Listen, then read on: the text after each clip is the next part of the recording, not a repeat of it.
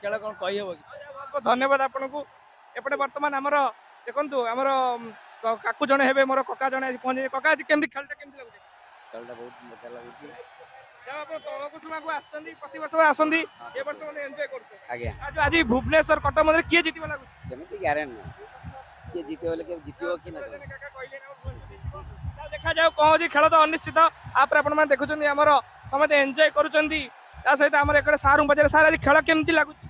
ଆଜିର ଖେଳ ଖୁବ୍ ମଜା ଲାଗୁଛି।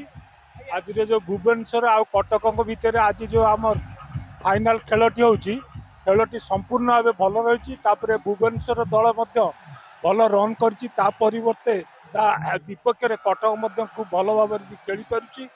ବର୍ତ୍ତମାନ ସୁଦ୍ଧା 10 ଓଭରରେ କଟକ 92 ରନ୍ କରି 3ଟି ୱିକେଟ୍ ହରେଇଛି। ଆଉ ଆଜିର ଖେଳ ସମ୍ପୂର୍ଣ୍ଣ ଭାବେ ଭଲ। ଯାଉ ତଳକୁସୁମାରେ ଏଇ ଯୋଉ ଆପଣଙ୍କର